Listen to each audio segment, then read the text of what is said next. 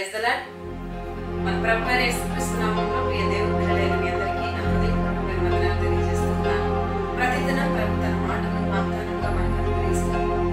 ప్రతి వాగ్దానాన్ని మన పట్ల నెరవేరుస్తూ చెప్పిన మరొక దినాన్ని ఉచితమైన రూపంలో ఇచ్చి ఉండగా ప్రభు మనకి ఇచ్చిన ఈ దినాన్ని కృతజ్ఞతాస్తుతులు చెల్లించినట్లుగా ప్రార్థనతో దేవుని యొక్క ప్రదర్శన చేయనట్లుగా ప్రారంభించున్నారా? తప్పగా దేవుని వాగ్దానం కొరకు సిద్ధపడదాం. వాగ్దానం అనేకులకు ఆశీర్వాదకరంగా ఉన్నట్లుగా తప్పకుండా అనేకులు షేర్ చేసి మరింతగా దీవించబడాలని ప్రార్థిస్తున్నాం.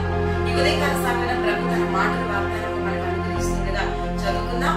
యెషయా గ్రంథము 54వ అధ్యాయము 10వ వచనంలో నుండి, పర్వతములు తొలగిపోయినను వెంటను దద్దరిల్లినను నా కృప నిన్ను విడిచిపోదు, సమాధాన విషయమైన నా నిబంధన తొలగిపోదు అని నీ యందు జాలిపడు యెహోవా సెలవిచ్చుచున్నాడని ఈ ఉదయకాల సమయంలో ప్రభు తన మాటను వాగ్దానంగా మనకు అనుగ్రహిస్తున్నాడు. ఈ దినం వరకు నీవు ఏ పరిస్థితిలో నీ ఆత్మీయ జీవిత పయనాన్ని కొనసాగించున్నావు? ప్రభు నిన్ను చూస్తున్నాడు. ఏ రీతిగా ఈ దినం నువ్వు ప్రారంభించున్నావు?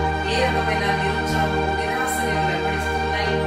ఏ విధమైన పోరాటాలు అనేక రకాల ఆటంకాల మధ్యలో నీ యొక్క ఆత్మీయ జీవితాన్ని కొనసాగిస్తున్నావు?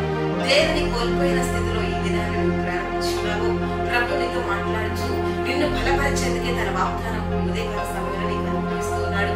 పర్వతాలే తొలగిన మెట్టలే దద్దరిల్లిన నా కృప నిన్ను విడిచిపోదు. ఒకవేళ అటువంటి వ్యక్తులే నిన్ను విడిచిపోయినా, నువ్వు నమ్ముకున్నది, నువ్వు ఆశ్రయించినది ఏది నిన్ను విడిచిపోయినా, నీ సర్వశక్తి గల దేవుని వైపు చూసినట్లయితే, సర్వాధికారి అయిన దేవుని నువ్వు ఆశ్రయించినట్లయితే, ఆయన సన్నిధిలో మోకరిల్లి ప్రార్థించి అనుకూలకు వెళ్ళినట్లయితే, నీతి యథార్థతలు కాపాడుకోవచ్చు.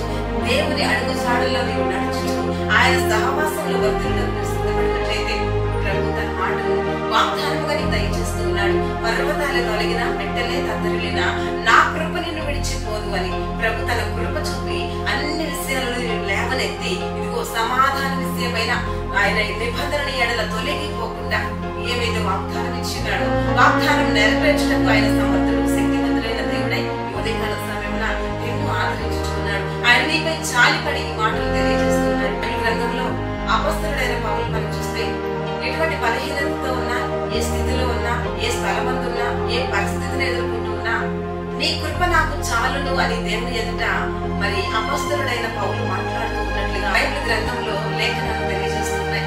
అదే విధంగా ఈ ఉదయకాల సమయంలో నీకు కూడా నీ కృప నాకు చాలయ్యా, ఇదిగో నీ కృప నా ఎడల కుమ్మరించి, నీ కృప చొప్పున నన్ను నడిపించు, నీ కృప చొప్పున నా కార్యాలు జరిగించు, నీ కృప చొప్పున నన్ను నడిపించు, నీ వాగ్దానం నా పట్ల నెరవేర్చమని దేవునిపై ఆధారపడే ఆలోచన కలిగి ఇదిగున ఈ యొక్క వాగ్దానం నీకు మోకరించినట్లయితే, ఈ యొక్క వాగ్దానం నీ పట్ల, నీ కుటుంబం పట్ల ప్రభు నెరవేర్చి ఉన్నతమైన స్థితిలో నీ ప్రభు నేను నడిపించగలడు. మరి కళ్ళు మూసుకున్నట్లయితే నీ కొరకు ప్రార్థన.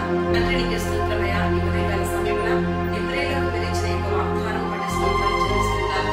అయ్యా, పర్వతాలు కలిగిన మెట్టలు దద్దరిల్లిన నా కృప నిన్ను విడిచిపోదు అని సమాధానకరమైన నా నిబంధన తొలగిపోదని నీ ప్రజలందు నీకు జాలిపడి తెలియజేసిన వాక్యం పట్ల స్తోత్రాలు చెల్లిస్తున్నాను.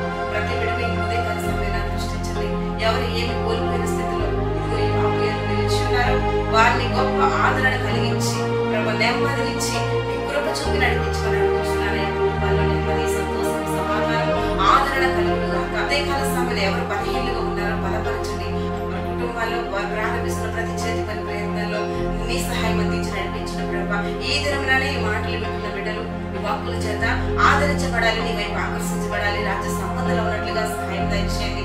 అలాగే ప్రభు ఇహ సంబంధముగా పర సంబంధముగా దీవెన ఆశీర్వాదం ప్రతి ఒక్కరిపై కుమరించి ఇదిగో వాగ్దానానుసారమైన కృపలో ప్రతి ఒక్కరిని వర్తింపు చేయమని ఈ దినమున ఈ వాగ్దానం ప్రతి బిడ్డ పట్ల నెరవేర్చి ఎందరైతే మ్యారేజ్ డే అలాగే బర్త్డే జరుపుకుంటున్నారో ప్రత్యేకమైన నీ దీవెనలు వారిపై కుమరించి ఇద్దరు మధ్య నడిపించి మీరే మహిమ ఘనత ప్రభావాలు పొందమని